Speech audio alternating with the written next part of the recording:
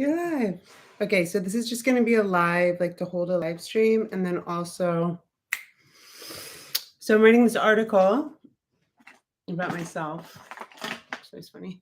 But so the first part of the article is the question is to walk us step by step, like through your journey, whatever. And it's in a yoga magazine. So I'll tell you guys when it comes out. But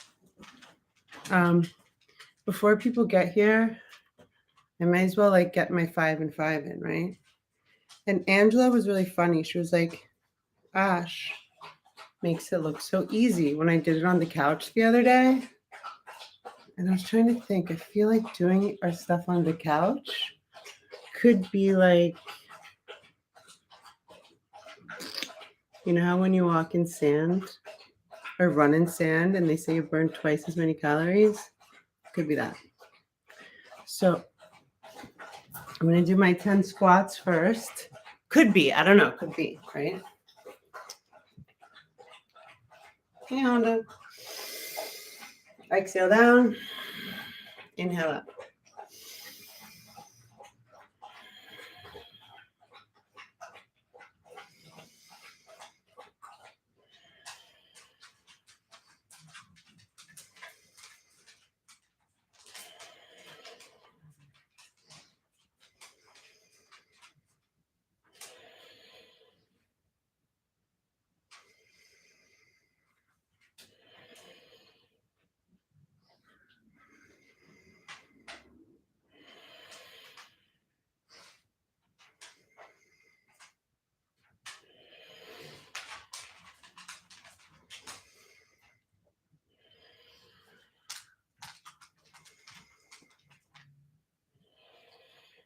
So I think it's kind of like sand the couch.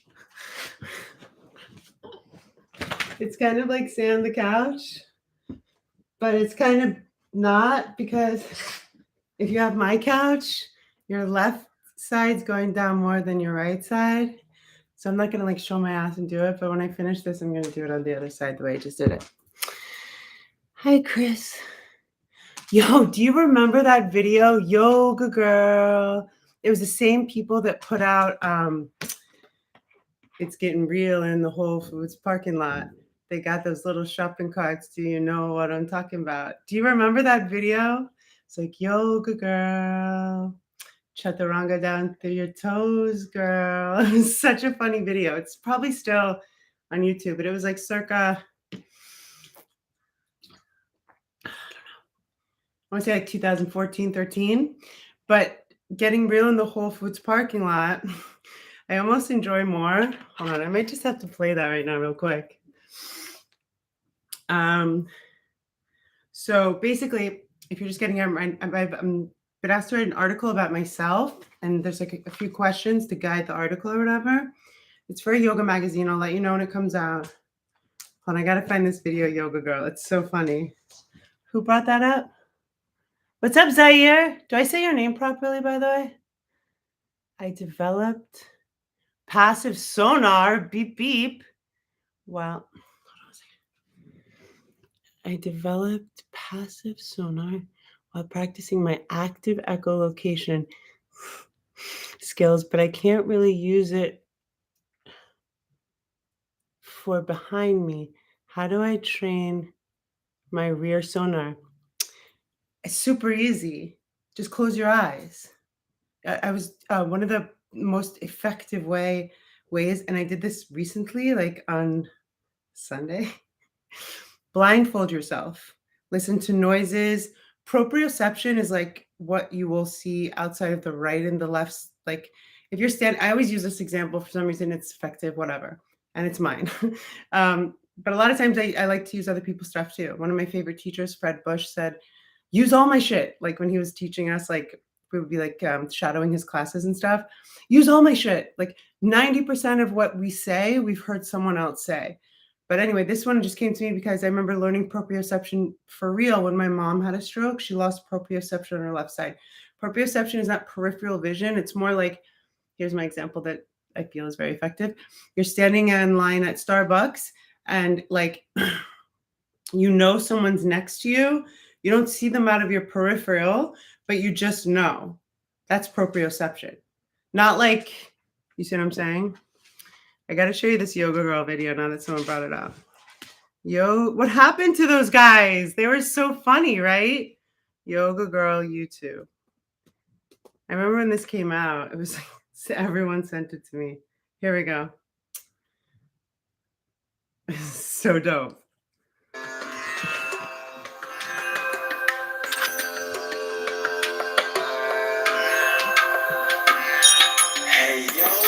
I got it.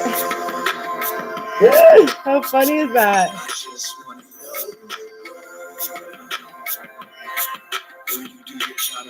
Do your toes, girl. Yoga girl. It's so funny, this thing. Yo, what's up, little yoga girl? What's going on? I see you got your little mat wearing your Toms. My name is Dave from that Whole Foods song. You want to meditate with me? I'm like, well, anyway, I guess you better be going. Oh, cool, Zaire. Thank you. Stop your vinyasa from flowing. You need some mat space. Go on, be about it. It's just that Vinny's class gets so damn crowded. He's talking about Vinny. I know that guy. It's pretty tight. Except for later, though, you want to try to grab a bite? We could hit up Revolution or the Earth Cafe, have a vegan cookie, and talk about your day. Or we could So ridiculous. I heard those hip openers release a lot of emotion. It's all good, though. You know, like either way. You feel like going with me? Namaste. Namaste. It's very funny, but the one I like more than this, honestly, Whole Foods parking lot. That one's like funny and stuff. There's funny stuff, but like as like a person that's been teaching yoga for almost 17 years, it's like I think more fun for like newer yoga people, I guess. This shit. If you guys don't know about this shit, you're welcome in advance. It's getting real in the Whole Foods parking lot. Yo, I know you see me here, dude. I'm waiting here like 10 minutes, man. No, this one's better, Zaire. No. Zaire, this one's better. Space, man. Now, what you need to do is put your little hybrid in reverse and go out the way you came in. What? Yo, it's about to get real in the Whole Foods parking lot. It's getting Real in the Whole Foods parking lot. I got my steel and you know it gets sparked a lot. I'm on my grind, homie. It's on my mind, homie. These fools with clipboards are looking at me like they know me. It's getting real in the Whole Foods parking lot. You know the deal with the little shopping carts they got. Check out what I say. It happens every day. It's how we live on the west side of LA. Oh my god, it's too funny. All leather, tinted windows. You can't see us. You can't see us. You can feel the tension. I'm in electric mode. Can't even hear the engine. Just then I saw a spot open up. My time is perfect. I'm creeping up. But then this other dude tried to steal it, going the wrong way.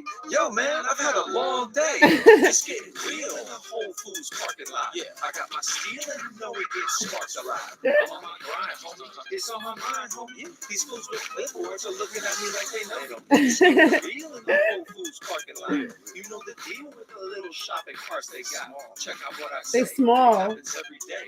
It's how we live on the west side. That's the Venice Whole Foods, by the way, with the rose on it. At my list. Organic chicken, kale salad, and a lemon twist. Some girl in yoga pants is looking at me funny.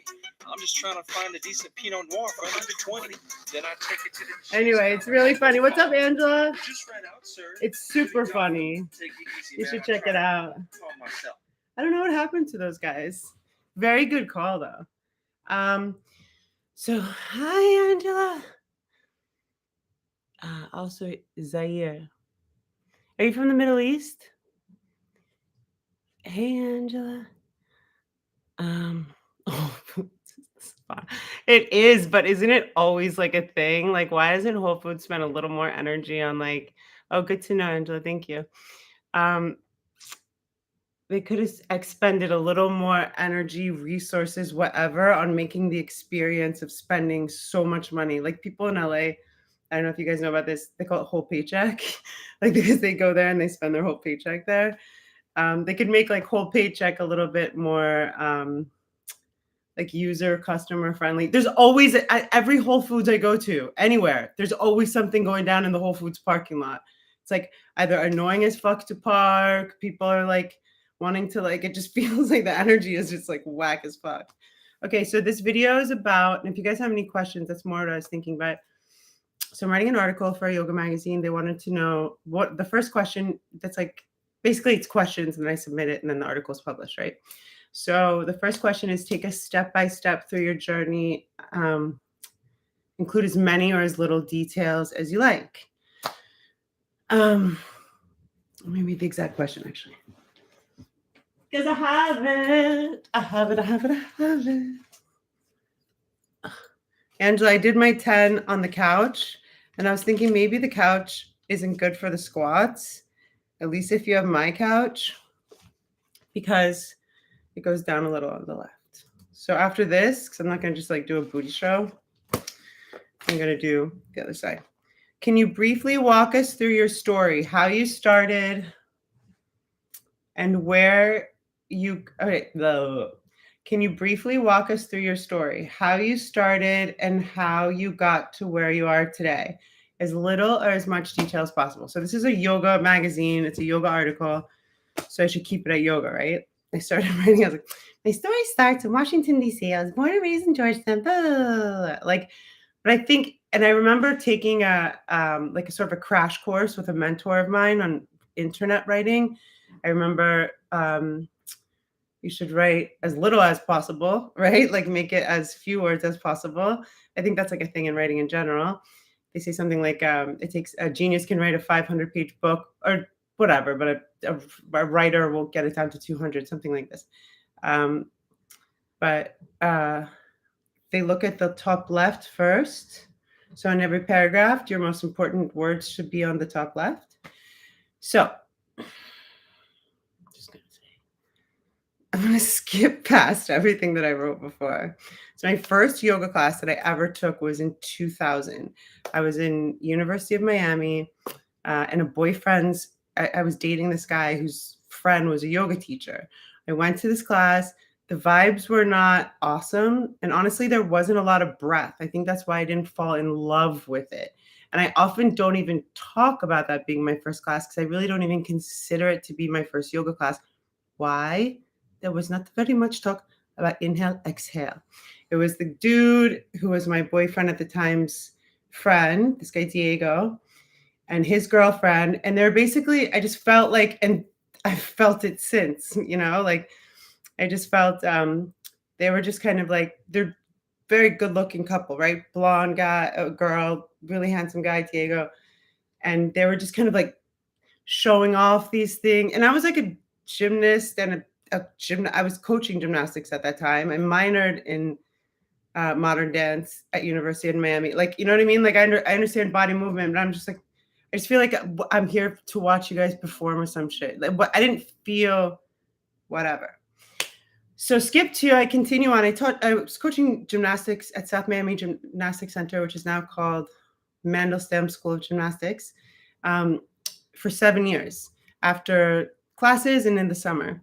So a bunch of my girls were starting to get into yoga. There was one class and one teacher. I actually remember his name. His name was Jordan, but I never went to his class. But like all these girls that were also coaches had a crush on him. And no, don't react. Thank you. Niet. Very good. So I remember being like, nah, I'm good on the yoga, girls. Like, I'll see you guys tomorrow, whatever. And they're like, no, but Jordan's awesome. And like, because we were so, it's okay. Don't even think about it. It's okay. Inshallah, it will not matter in one moment. And later we can talk about pulled chicken. Do you want to come up here? Thank you. They're being so great at not reacting. So I kept just like putting it off. I was like, yeah, whatever. Like, no, like he's teaching us. And I always love gymnastics, you know, obviously. Like he's teaching us how to do like headstand, all this stuff. Actually, like you're going to fucking love it. I'm like, dude, I've been to a yoga class. I'm good. Another reason, this will come up later, why I love teaching beginners. So finally, my friend Dion, who is one of my co-coaches and whose father owns Mandelstam, I think it's called Mandelstam. They changed the name, South Miami Gymnastics Center at the time. She's like, Ash, you're coming to a yoga class with me. And I'm like, D, I really don't want to go. Like, I'm good, And usually, like, by the time I was taking a lot of dance classes in university as well. So by the time I was like done with like a day of school and maybe teaching or coaching gymnastics at the end of the day, like I just wanted to go home and chill. But she finally got me to go, and it was an Ashtanga class. And there's a difference, which I've talked about. There's Ashtanga Vinyasa and Ashtanga Yoga. The difference is Ashtanga Yoga is what was founded in Mysore, India by Patabi Joyce. And that's the primary series. That's the same poses in the same order every single time, right? That's Ashtanga Yoga. That's the 8 limbs, right? Ashtanga Vinyasa is the primary series, the same poses in the same order every single time, etc., right? So I had no fucking idea what I was doing. This was like a super advanced class for somebody this was my second class ever. So it was like 2000, but like, I don't know, later in the year, maybe it was 2001. And I go to this class, and her name was Rosa. She's amazing. If you live in Miami, I think she still teaches. Like, you can find her. She's like one of the best Ashtanga teachers I've ever experienced, and probably the only one I would recommend. A lot of Ashtanga teachers can be very intense with their adjustments. So we're in this class. There's no music. There really wasn't music in yoga classes back in the day. There wasn't music in the first one, actually, now that I think about it. But it was just breath, breath, breath. I was just sweating and breathing. And even though like my balance was on point, I was used to grabbing my toe and holding it like this. I was like looking around, and I fucking fell in love. I was like, I'm addicted. I'm hooked. Like, we went to Rosa's class. She taught I was like, D, that's it. Every Monday, Wednesday, Friday, we're going to be here at 11 o'clock. So we did that.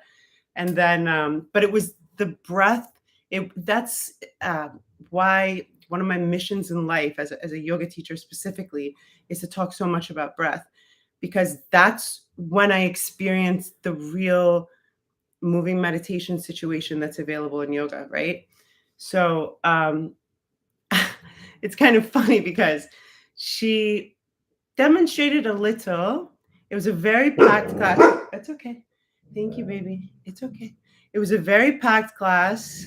It was like on a second floor, like she was renting it out. It wasn't even like a studio. It was like just people who knew she was teaching showed up, and it was a lot of, 20 or so people, 11 o'clock on like somewhere like, it was like in Brickell, like it was like in a second floor thing, it was like, if you knew about it, you knew about it, that kind of thing. And it was real yoga, it wasn't like, no one was wearing Lululemon. I don't think Lululemon existed at this time, actually, in 2001. Or if they did, they were a very small company. And it was just like the energy of like the breath, and us all breathing together. And I didn't know Ujjayi, Pranayama, I didn't know anything. I was probably the most ridiculous. Looking back, I was just huffing and puffing and like trying to keep my leg up, which usually wasn't difficult for me at all, but to concentrate on my breath and do that. And then of course the other anatomical situations that I wasn't familiar with came easy to me, but like I just felt super awkward, but also super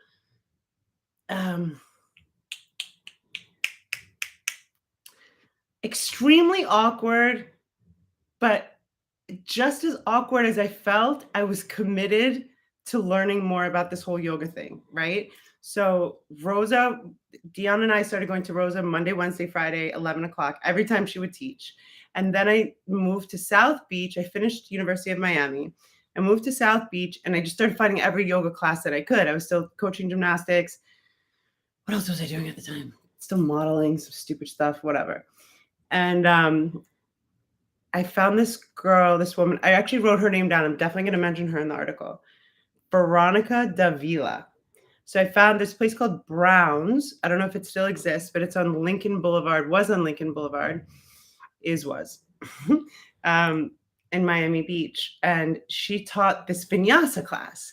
And she did a lot of breath. It wasn't as intense because Rosa was very much like stuck to the Ashtanga series, everything, And so that's the same. That's the same poses in the same order every single time. A lot of times when they call it like Mysore, you're literally most people do know it themselves. So there really isn't, you don't really need a guide. But she guided it. It was guided Ashtanga. But Veronica Davila was the first person I experienced that did so power yoga comes from Ashtanga Vinyasa. Basically, power yoga took all the poses from Ashtanga Vinyasa and just put them in different orders every single time. So power yoga is the same as synonymous with Vinyasa yoga, power Vinyasa yoga, blah, blah, blah. There are different ways of saying the same thing. So I started going to this woman's class, and every single class that she's teaching at this place called Brown's, which was kind of another funny place because it was like a high-end makeup.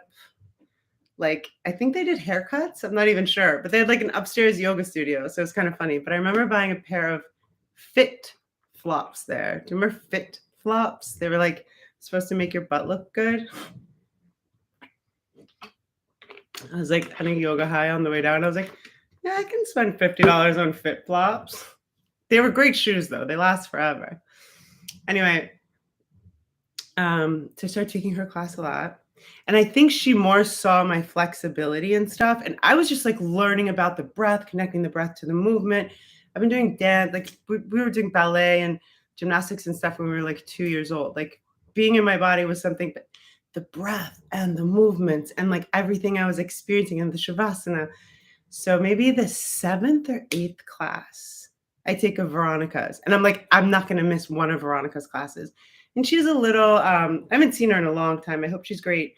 But she's not a teacher like I am. She's a different style. Every teacher, once they find their rhythm, like part of your personality, and I feel like I'll speak for myself, the way that I fell in love with and felt enveloped by the system of yoga, which is a system designed to liberate you from your thinking mind. Don't get it twisted. I think that part of yourself, which I think is very heart-centered and like Mena Pure belly chakra centered and throat chakra, probably all of them centered. There's like a different teacher that comes out specific, not like an alter ego, but like specifically to be of service. You know what I mean? In that way. So she's a very like, it's almost like she dances when she teaches, you know, she's very elegant and like she's, I want to say she's from Colombia. She's from South America. So she has this like very like sexy accent and she just moves, eso, you know, like she just kind of like flows around, you know what I mean? Like, so it was interesting, but I've never been that kind of teacher and I would never be that, like, it doesn't matter. It doesn't matter because when it's authentic, it doesn't matter. You can feel it.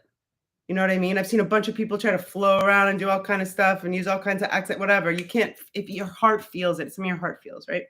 So we didn't talk that much. I was literally like the girl that just went into her class, usually there early and left, you know, right after Shavasana. I thanked her, whatever. So this one time, like maybe the 7th or 8th class I'm there, she's like, Ashley, and oh, because we have to sign our name on a sheet. That's how she even knew my name. Maybe she talked to me once or twice, just adjusting me, but nothing more than that. Ashley, that's your name? Like after class, like asked me. And I was like, yeah, hi, thank you so much. Like I'm enjoying your classes so much. And at this point, I've been like really into yoga for like 6 months, a year or something, taking as many classes as I can, including Rosas as often as I can, but just found Veronica Davila, moved to South Beach and whatever. I never thought in my mind that I would be a yoga teacher. Never crossed my mind. You know, I was figuring out other things like in terms of income and stuff like that. And like figuring out the trajectory of my life. So how old am I at this point? Like 24? 2006. 24, 25. So she's like, Ashley, I think that you should take a yoga teacher training. I was like, what? I was like, what are you talking about? I don't even know. Like, I'm still like copying you on a lot. You know what I mean? Like, are you serious? What are you even talking about? She's like, no, I've seen how you're moving. I've seen your focus. I want to give you someone's phone number. I think you should take a yoga teacher training. And I was like, I can't be a yoga teacher. What are you talking about? Crazy. This thing in my head, right? And I was like, seriously? Like, you think that I could actually do that? And of course, it was like the most amazing thing I've ever heard anyone tell me, right? And she gives me Fred Bush's number. Shout out to Guruman, Fred Bush.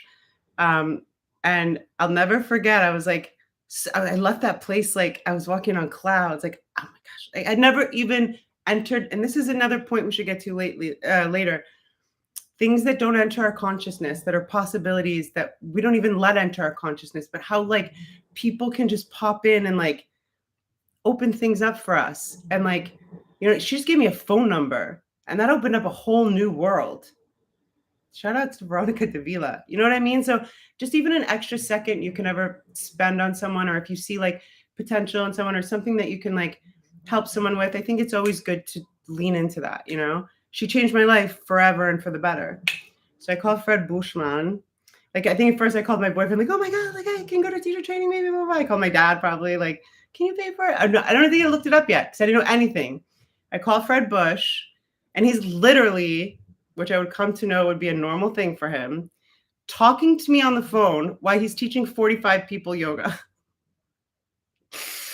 He's like, hello. I'm like, hi, this is Ashley Cummings. Veronica Davila gave me her phone number. She said that maybe I could do teacher training with you. Like, little mouse. Like, downward facing dog. Yeah. Can you come to the studio tomorrow? Yeah. Yeah. Breathe in, breathe out. Inhale. Vanessa, inhale. I was like, and I'm like thinking to myself, where the fuck am I going? Like, what is it even happening? He's like, I'm sorry, I'm teaching a class. Can you come to my 10:30 a.m. tomorrow? We can discuss this. I was like, yeah, I'll be there. Bye. You know, and like figured out where the studio was and stuff. And saw him. Well, I became later his personal assistant, his studio managers, whatever. But so many times later, whenever he would answer the phone, I would always crack up, like if I was in one of his classes, because I would feel like that's probably like a little Ashley on the other end that has no idea what she's getting into, for better or worse. Always for better. But so I showed up to his class the next day at 10:30 a.m. He spotted my shoulder thing, and he commanded me not to do downward dog for 6 months. So that's a different like story, but he was like, yeah, you can, we started last weekend, but you can definitely join in this weekend and make up the work that, you know, we'd basically just like an orientation. My first RYT 200 training was 22 people.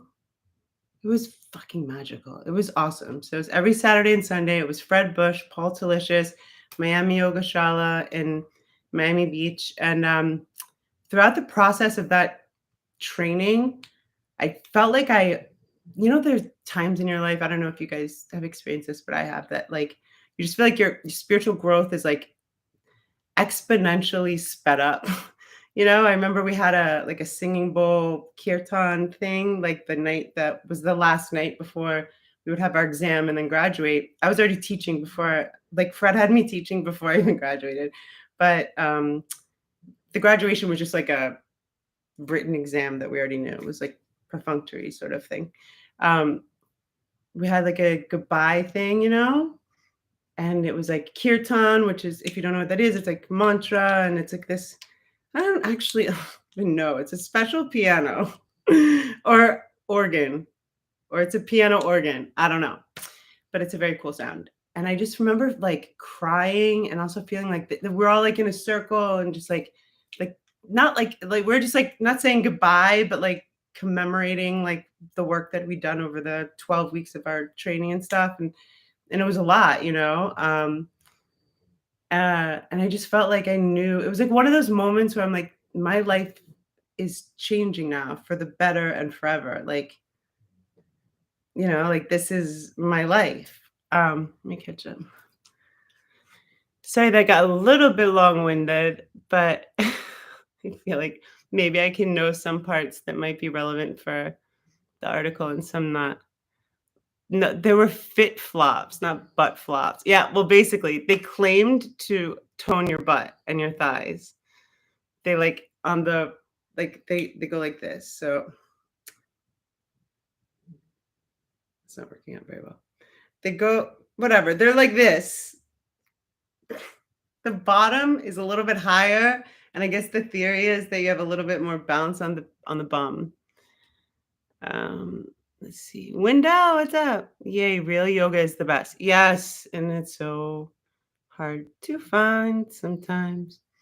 I am learning now. Very cool. I wouldn't have liked to learn earlier in life. I don't know what stage in life you are, but I feel like anytime is the best time to learn yoga. I feel like if kids were taught yoga, breathing more than, like, forget the calisthenics or the gymnastics or the aerobics, the poses, right? Just the breathing part and like the mental discipline.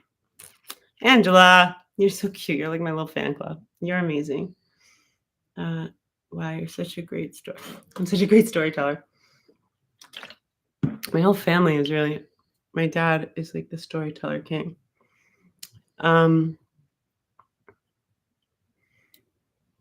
Zaire, that's not something to. Yeah, who is this Evelyn person? Don't speak to Zaire this way. I like your blog post though. I don't have a blog post. But you know who did mention my blog? That doesn't exist. Hi, Amelia Carter. My favorite yoga pose. Shavasana. If I have to pick one, it's the most important one. Okay, so moving on. And you guys are welcome to ask me any questions. So, okay, so are you a troll, this guy, Evelyn? Let's see. I can't do it on this one. I always try to touch this computer and I can't. So that's 2006. So I graduated. Funny, well, whatever. No, it doesn't matter. Okay, it's not relevant. So now, so I'm already teaching at Miami Yogashala, Brickell Yogashala. Right after I graduate, Fred makes me manager of both Miami Yogashala and Brickell Yogashala, and his personal assistant, and my girl Luana Hervier. If you guys are ever in Argentina, you need to find her if you want to do yoga. She's also on Instagram. You should follow her. She is like,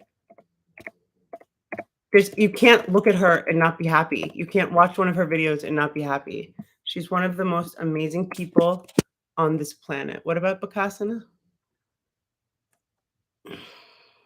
Crow? Bakasana. Crow pose? Is that Bakasana? Or did you mean Balasana, child's pose? At Luana Huvier. I don't know why I'm saying Huvier. It's Hervier. It's probably like, you guys know, like a Spanish. She is super special. And I think she's starting to do retreats and stuff all over. Lambros. What's up, Lambros? Okay, so the next thing was, I'm trying to cut the fat from my article. So then, oh yeah, Luana was teaching like 5 weeks into our training. She's so amazing. I love her so much. Like, she was teaching at this place called Chakra, which was like a whole funny thing, but I'm not going to tell you about that, except maybe if you guys ask me later to tell you about Chakra, I will. The woman was so dumb. I thought she was trying to make a spin on it, like spelling it with an S. It was Shakra. It was in Coral Gables. It was like massage, yoga, whatever. I thought she was like being cheeky. She just was ignorant. Ignorant, again, means lacking knowledge, right? But she should have named the place Chakra instead of Chakra. But like with no knowledge to like do that, you know? Anyway, so Luana, when I did we have to do in teacher training, the first one, you have to do a practical. So you have to teach your whole group of peers in that group, like a sequence, right?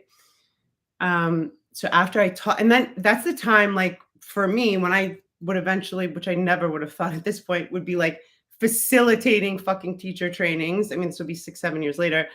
That's when I would really look for like if there's any potential in this teacher training group for people that can work at the studio, right? Or sub or whatever, or get better. You can see it in the practicals usually. Practical is when you're teaching, basically it's like a mock class, right? After my practical, Luana said, Asha, I'm teaching at this place. I want to recommend you. I think you're amazing. Like just such a fucking good friend and a sweet girl, and hooked me up there. And she goes, usually yoga studios can't budget paying more than like 20, 25 bucks a class. It's tough unless you get, a different business model, whatever. But this place was like not a yoga studio, that she did like massages, all kinds of treatments, memberships. She's paying us like 50 bucks a class. It was one of my highest paying to date, still highest paying like classes that were like in going into teaching like hotels or apartment buildings will be around there. But usually yoga studios are about 20, 25. And even though yoga studios are like the funnest to teach at because it's like just the funnest, you make the most money teaching private yoga classes, obviously, and then places like chakra spelled with an S. So I started teaching there and I was like on a roll, man. I mean, that's 2006. 2007 comes and I worked through 2007 as managing, just keep getting like more classes, more things. And I feel so lucky as a person looking back, because this is, what year are we now? 2022? What's 2022 minus 2006? Let's see, 16 is 10 years. 17, 18, 19, 20, 21, 22. So 17 years I've been teaching, almost 18. It's very rare. And I can tell you from somebody who's one of like the people that has I've sustained myself on yoga solely, mostly for 17 years. I've worked as a hostess besides that. I did something else some of you guys know about. I've walked dogs, stuff like that. But like when things like went down, like my father had a stroke, stuff happened. So then comes Just Breathe Yoga. So one day, as I'm Fred's like assistant, I'm basically with Fred like all day, or a day. I roll around with two phones. One of them is my cell phone, and the other one is like basically like both studio phones. So Brickle, Hussein and Fred owned Brickle and Miami Yogashala, and that was the cell phone I had, right? So like all the time. But I loved it. I mean, like there was nothing I'd rather throw my every iota cell in my body into than this, right? And so Fred talks to me one day after class, says he wants to open a third location in Sunny Isles Beach, and he wants to do it with me. Okay, here's what I'll say. I'm not going to say that I felt like the chosen fucking person at this point, right? Looking back, he needed the money, but I don't think he would have picked just anyone to do it. You know what I mean? At the same time, I'm the only person that put a dime in that. Well, my dad, accurately. My father invested 30 grand and we opened Miami Yogashala, Sunny Isles Beach, which was the third location, right? What happened there, that's not really relevant to the article, but it's a little interesting, so I'll give you a drop of it. What happened there was, like I said, my father put all the money in. They didn't put a drop into it, but they were together, partners in Brickell location and South Beach location for 10 years.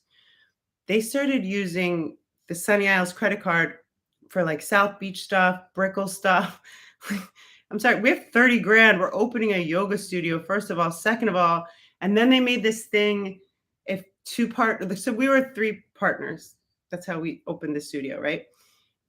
If 2 partners agree, then the other partner doesn't have to be asked. Like I walked in on like demolition to a desk that somebody had made for me because they got this cheap ass IKEA desk. So it was just like destroying something that I loved and also spending money on something that I didn't want. And I just lost it. I was like, what the fuck are you talking? You guys are always going to agree behind my back. You know what I mean? Like, fuck you. So my dad is a very intelligent person, obviously. He sent them operating agreement, which they would never look at. One day, and so build out is a whole process. If you've ever opened a business, yoga studio, whatever. So there's a lot of stuff they have to do. So the whole thing was a lot. And then, I mean, even down to like the computer, like he just bought this dumbass computer. It was like $800. I was like, why are you spending, like, why? I guess it's very easy to spend other people's money, right? And I was also like this, more when I look back at it, like Fred and I have like talked about this and we're good now, but it was just like very fucked up. Like I was just like there every day, you know, like painting the walls, like getting people to help, like got my dad to invest, and they were just like dicking me over kind of. And they wanted 2/3 of the business without putting in a penny.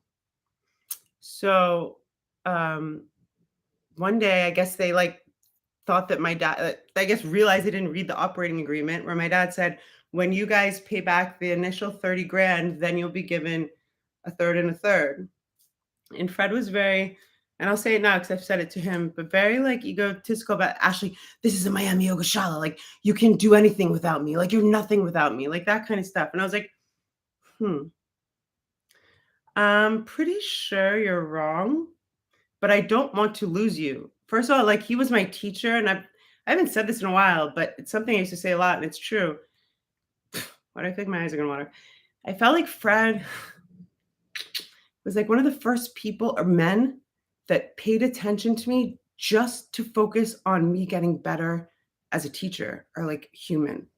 Like, I was best friends with his fiance Jennifer. Like, I knew he didn't want to sleep with me, never flirted with me. You know what I mean? Like, I feel like he was, besides my father, like the only person that was just solely invested, or one man that was solely invested in just like the betterment of Ash, or like he saw something in me and like wanted to like, whatever.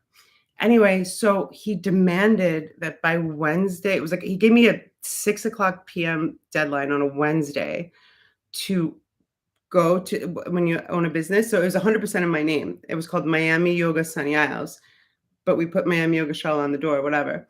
But it was owned by Ashley Cummings. And they wanted by 6 p.m. on a Wednesday it to say a third was owned by Fred Bush, a third was owned by Hussein Chandalu, a third owned by Ashley. So they would be majority owners having zero investment.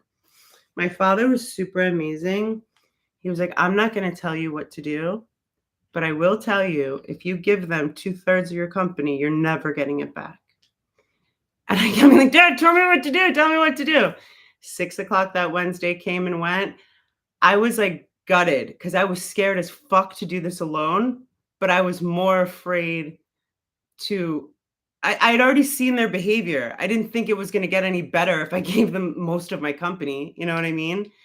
And the next day, Paola Villages was teaching the 9 a.m. class. I was living on South Beach at this time. I was driving all the way to Sunny Isles. And she's like, Ashley, I came to studio to teach the class. She's from Argentina.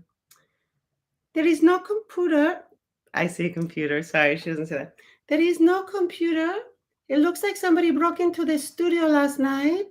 Also, the window is all scratched up. You might want to come up here. And I'm like, what? It was the Thursday after I'd been given the deadline. Hussein broke in. So the company was called Miami Yoga Sunny Isles. He used like a razor and cut off the shala part on the front door. They broke into the studio, stole the computer, stole equipment, all purchased by me, like with my father's money. It was gnarly. And I was like, I didn't know, we didn't have a website. Oh, and then he wrote on his website, Fred Bush tried to destroy me. He put on his website that everybody went to, Sunny Isles location is no longer open or like does not exist, whatever. And it was just like anything, guys. Like when you believe in something and you show up with like all heart, I was just like, I'm going to keep going. I didn't have a fucking website. I didn't even know how to do a website. I didn't have a computer. Like I was just like, okay, we're going to keep going. We will continue. This girl comes up to me after a class. She goes, Ashley, I'd like to help you with your website. I was like, really? So I traded her classes for doing my website. She happened to be one of the most amazing website people ever. And we made it work. We became one of the most successful yoga studios in South Florida, 100% in Sunny Isles. Then moved to DC. Moved to Mom Stroke Happens. Moved to Los Angeles. Giveaway Just Breathe Yoga. Some time elapses. 2014 Open Agni Yoga. I feel like this is getting long at this point. I don't want to talk about myself anymore. Personally, your favorite pose is Bakasana. Why? Crow pose? I'll tell you why I think crow pose is funny. Because I feel like it's, for some reason, become, or was at least a few years ago, I don't know.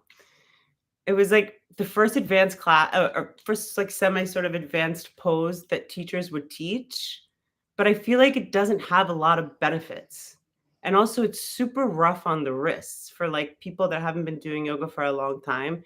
I think it's awesome when anybody does any yoga pose and they're proud of themselves, but crow pose doesn't have a lot of physical benefits that make it worth it to me to make it such a popular pose to like teach. You know what I'm saying? You know what I like to do? I like to do crow pose and then transition into tripod headstand. That's fun. Peacock pose. Do you have your peacock pose? Mayurasana. 8-limb sage, the one Ashtaprakasana when your legs go to the side. I agree, Ashley. It's good wind down. It's good for everyone at any age to learn about breathing. Yes. Why do they not tell us that? It's like the most helpful thing to calm down our nervous system. We talked about the vagus nerve. Why don't they teach us to hum and breathe? You know, Ujjayi pranayama is kind of like humming. I was thinking about that. Blessings to you, Zaire. Wow, anyone with that much experience at anything is considered a master. Yoga master, Ashley. My friend the other day was like, what are you? Like, are you like the best yoga teacher in the whole like I'm like, I don't like things like that, like superlatives. You know what I mean? Like, I'm just Ashley Cummings yoga. I don't know. I've been very lucky to learn a lot and from so many teachers and throw myself into this system of yoga of which the physical aspects are a very small part. Remind me to write that in the article. I love you, Angela. That's no shit of them to do that to you, Ashley. That's so shit of them. I know people were like, this is not very yogi. And okay, again, guys, yoga is not Lululemon and Love and Light. That's not the yoga person that I am. So it was very successfully capitalized on, right? $1 billion a year industry yoga was, I think maybe still is. But real yogis are real yogis. Hussein wasn't being a real yogi when he did that, but real yogis are strong. They felt slighted and they justified it to themselves. That was one of my first lessons, guys, in learning that even like people, I saw Fred as like not like a god. Come on, that's ridiculous. But like he was like a mentor, a friend, someone I respected, somebody I looked up to. He was my teacher. I know he was not there. I know it was Hussein and one of his fucking ghetto ass friends that was always hanging around. But it was really fucked up. Yeah, no, it broke my heart in that way. I felt like I was violated, you know. And they had absolutely no right to do it. But that was one of my first lessons in learning that people will justify things in their minds and make it make sense. That on that. There's like really nothing you can do about someone else's disillusionment in their mind. Yeah, you can't break into someone's place and steal. But they did it. Oh my God, that is forbidden. But you didn't even let such a terrible thing keep you down.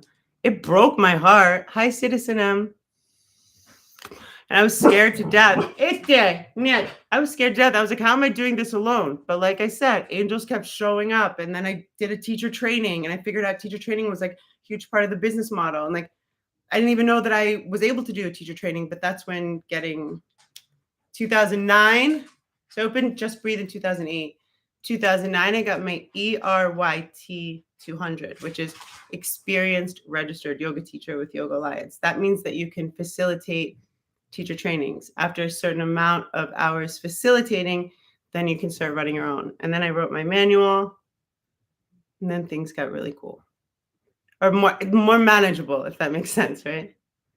Citizen M. I agree. I love listening. Thanks, guys. I'm trying to work out in my head because I'm really honored. And when the article comes out, I'll let you know. But I have to get back to them.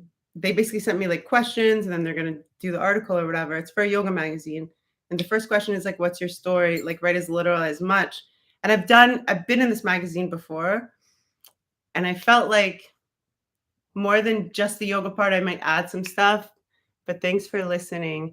And also some people ask a lot of questions like, I don't know, like I said, a lot of you guys don't know I existed or thought I was like a heroin, drug addict, alcoholic person. Lord of Elderon, why after all that were you still friends with Fred? Excellent question. So Fred and I were like proper nemesis. Then my studio started doing so well that like, and people were like coming to my studio and like from South Beach and stuff, right? So I continued for 3 years and became very successful. Okay, Fred and I so Fred was my teacher and my, like, friend. Like, it was painful what happened for me, but I succeeded against all odds and against everything he tried to do to make sure I wouldn't succeed.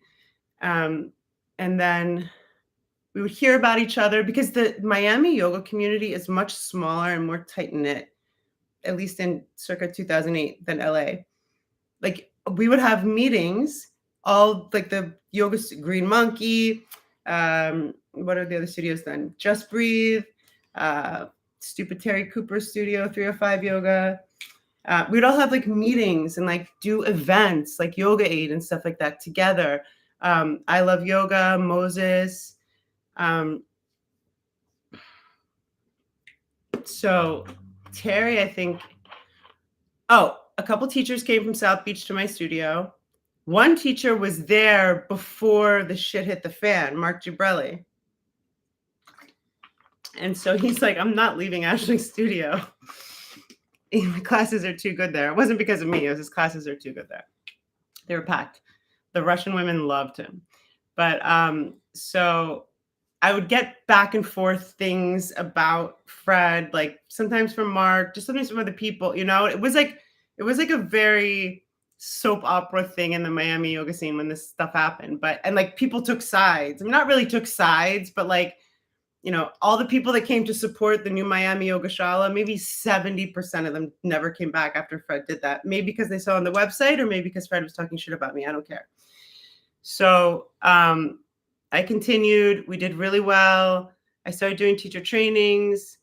And then we started having these yoga studio. Oh, so Mark Gibrelli says to me one time, so I was Fred's like personal assistant. I was at his house like 3 to 4 days a week just to do stuff. And then other times for random things. And I'm sure stuff was like the way that our like separation or parting of ways went was really sad, but I didn't remember how much stuff I'd left at his house. So I guess Mark was hanging out at Fred Bush's house. And so I took an advanced teacher training with Fred after RYT, after RYT. So this was 67 days. I'll never forget this. This was like yoga boot camp. A girl flew in from London, Paula and me, and this girl that flew in from London. It was 3 girls. We were with Fred Bush from 9 a.m. to 9 p.m., 7 days a week for 67 or 63 days. And it was an advanced teacher training, like a super advanced one. But on top of that, I was still his assistant, not like the other 2 of them that were off the hook after 9 p.m., So my, so I had a book kind of like this, much thicker though, for that training and just for that training. I totally forgot about it. But Mark said to me one day, Fred has a peace offering for you. He said, your advanced teacher training manual, like your notes book, is at his house. He goes, actually, I've looked through it. And I hadn't written my Yoga Alliance approved teacher training manual yet. He goes, actually, I looked through it. And I was like, oh my God. And I knew exactly. I was like, it's pink and black, right? And he goes, actually, that's your manual. I was like, well, tell him to give it to you or whatever. Bring it next class. So it was really cool, actually. So there was a yoga studio owners meeting, and I saw him there, and he showed up with my book, and like he gave me a big hug. And it had been like 3 years probably, and we made up. Hi, Wendy. The Rush, both my studios, guys. So they call Sunny Isles Beach, Florida, Little Moscow, and they call West Hollywood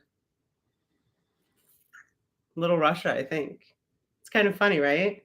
So we had like, and so Mark is like, Mark's so funny. He's like got a Scottish accent, and he wears his Speedos, and he plays his techno music, and like, he was like one of the first people that were like playing music in yoga classes, and techno at that.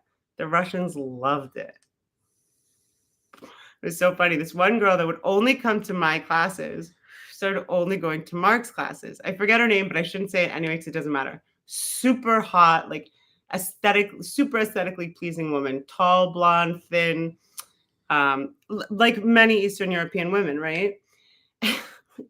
I had noticed this. Like, she always wore these short shorts and never wore underwear. And she's the kind of student that, like, she makes sure that the teacher sees, you know what I mean? Like, she needs a little bit of attention, but she's consistent. But when Mark came, she started only going to Mark's classes. And I remember, like, making a joke one time, like, after class, I was like, so have you seen her of a gooch yet? Ashley, if I see that thing one more time, I'm not teaching here anymore. Like, shut up. So then came Agni. Fast forward. Ashley just got done with you. You got done with the kiddo? What's up with you guys? Did you guys do your 10-10-10 today? And so then, yeah, it would just be skip forward to Agni, Yoga Expo, which Yoga Expo is coming back, guys. Sans the person that made Yoga Expo not fun anymore. I'll tell you more about that later. It's also Mercury retrograde, Lambros. Don't worry about it too much. Oh my gosh, there's new Handmaid's Tales. What? A whole new season? Or at least 3 more episodes. What else? Thanks for listening, guys. I hope you're amazing. Yeah, that's it. I mean, but then there's like all these other stories in between. I don't know. Like, if you ask me about my journey with yoga, it could be like a short book. But mostly I want to promote Venice Beach Yoga and Yoga Expo, which will be coming up. Do I have myofascial release? I need it. I mean, like, do I have it or do I want it? Myofascial release, isn't that a massage technique? Do I know it? Citizen M, do you have myofascial release? I love you, Pendy.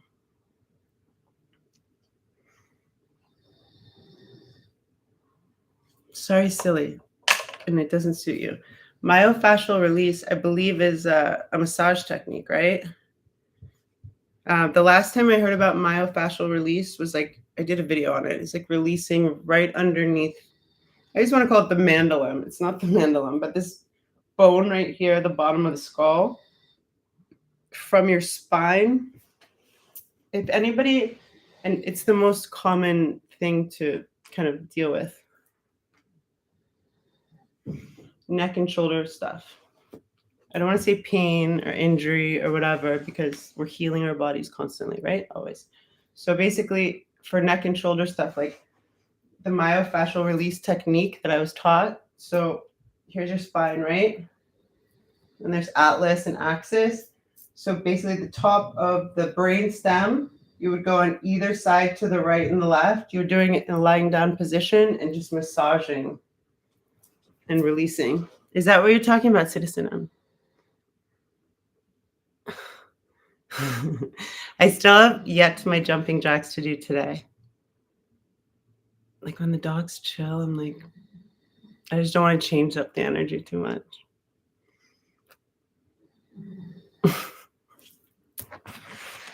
I do too, Lord of Eldaron.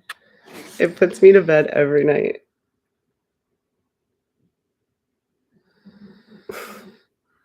And I matched my breath with his a lot. Super soothing. Okay, guys. Thanks for listening. And if I have the energy, which I feel like I might, I'm going to eat another burrito. I had one and I'm kind of like a 2 burrito girl today. Then I'll come back and do a red bar. But I'm going to go back to Handmaid's Tale land now. I think June is about to whack Fred Waterford. I don't blame her. All right, y'all. Love you. Bye. Late.